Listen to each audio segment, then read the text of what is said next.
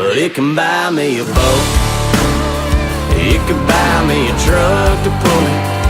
It can buy me a Yeti 110 ass down with some silver bullets. Yeah, and I know what they say, money can't buy everything. Well, maybe so, but it can buy me a boat. They call me redneck, white trash, and blue collar, but I could change all that if I had a couple $1 million. Alright guys, I just want to do a little video on how to troubleshoot your power pole pumps.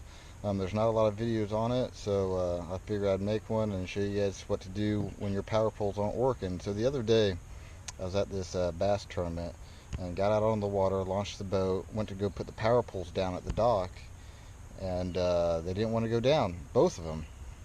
So I thought it might have been a power issue, might have blew a fuse or something like that. Checked the fuse, and the fuses were good. Went back here to my power pole pumps, and if you notice that the green light's still flashing on both of them right there. So I had this happen about 6 months ago, that the circuit board went out in my power pole pumps. Called power pole up, you know, pretty much no questions asked. They told me to take the cap off, do a little shooting of wire, the power wire to there with the multimeter, and they determined that it was the circuit board in there, and they sent me out a new one, no problems, no questions asked. Awesome for them to do that. And here we are 6 months later, and I had both of them go out at the same time.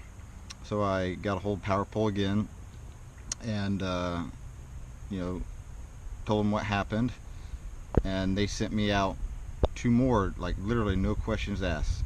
They said 2 of them are in the mail, so they're in the mail right now, and I'm just waiting on them to get here. But I'm going to show you guys how to troubleshoot to find out if it's actually a circuit board or the top cap or anything like that. So what you're going to do is you're going to take off the cap right here, and there's 4 screws right here that you're going to take off.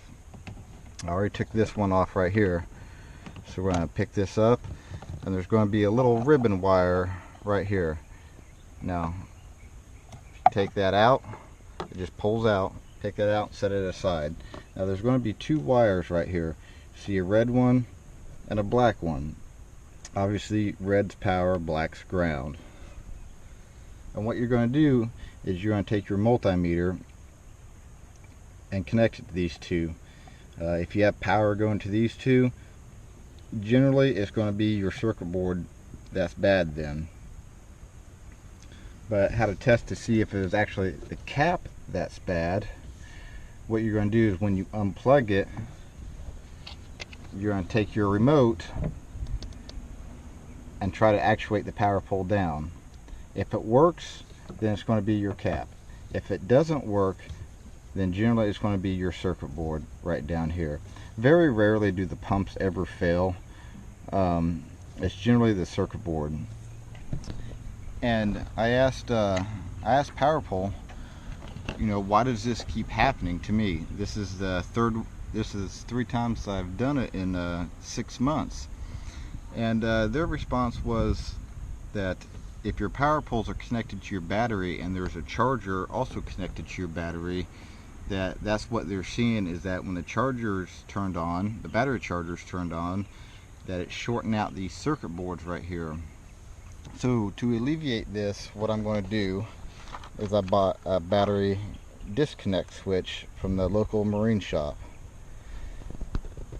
and I'm going to hook the power poles directly to this battery disconnect switch, and then you know, whenever I need the power poles, I'll turn the battery disconnect switch on. That way the power poles run, and that way when I'm charging my my batteries in here, I can turn it off, and that charger's not going to the battery, or to the power poles, I should say. I don't know about you guys, but it's extremely frustrating when you get out onto the lake and you're getting ready to launch for a bass tournament and your power poles aren't working. So I'm going to show you guys how to install the battery disconnect switch to save your power poles, and hopefully this helps you. Alright, so the first thing that we're going to do is turn our battery disconnect switch over, and you're going to see two posts. You're going to see a common and a 1 right here. Now this is the only ones that we're going to use. We're not going to use the 2 over here. So I have something a little bit different on my boat.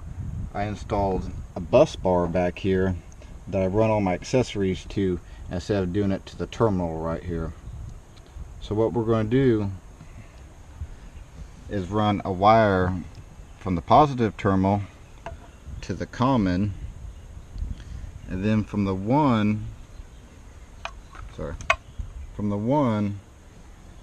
to the bus bar over here, and that'll kill all the power to the boat, and we won't have the problem of burning out our power pole pumps anymore.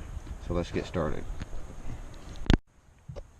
Alright, hopefully you guys can see this and hear me. So what I just did was I cut the terminal off the bus bar back here, and I just sort of mocked up the length to figure out how long I need it, and this looks about right.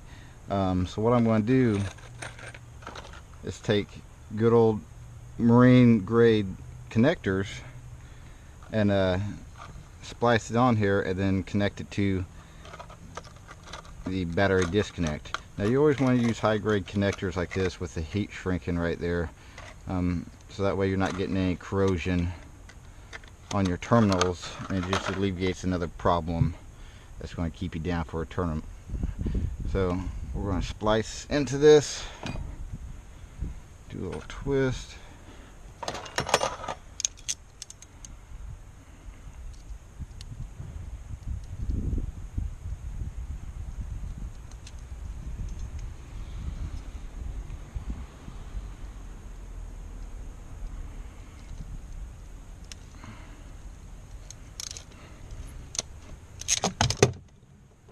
Drop the tools down there. Then we're going to connect this to the common.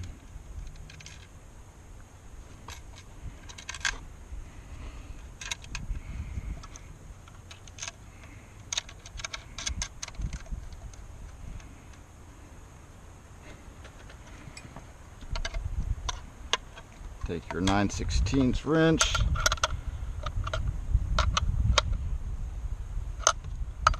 snug it down tight. Now we're going to make a new wire. I already have one made right here. Make sure it's the right size. Perfect. We're going to run that from the 1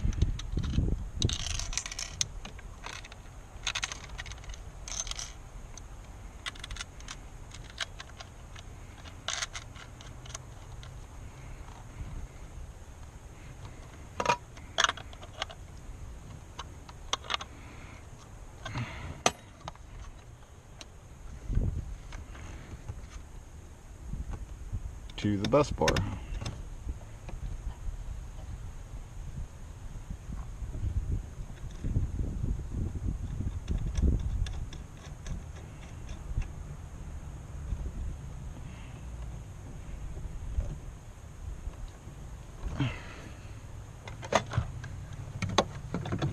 Take our 1/2 inch, snug it down. Now we're going to take this and we're going to mount it right back there. Now we're just going to test it out by putting it on 1. You can see the power pole's lit up, so we're getting power back there. We're going to turn it off. Power pole shut off, and we're not getting power anymore. So I'm going to mount this. I'm going to let you guys go. I'm going to mount this and come right back. Alright, and we're back after we just got the battery disconnect switch all mounted. So how it's going to work for me is off turns off my bus bar, which turns off all the power to the boat. Number 1 runs power to the bus bar to run all my accessories on my boat, to include my power pumps, my fish finders, and what have you. So when I go to charge the boat at night or after a tournament, I'm going to go to off. The battery charger is still connected to the battery terminals, and I won't have to worry about the power leaching into my power pole pumps. So we'll give this a try, see if power pole is telling the truth or not, and if they aren't, I'll give you guys an update and let you know what I did. I'll also make a video on how to change out the power pole pump circuit board when they come in. They should be coming in a few days. Usually power pole's pretty good, and they'll get them back to you in 2 to 3 days. Alright, well, I appreciate you guys staying with me, and if you have any questions, leave a comment below, and don't hesitate to ask, and I'll try to answer it to the best of my knowledge. We'll see you next time.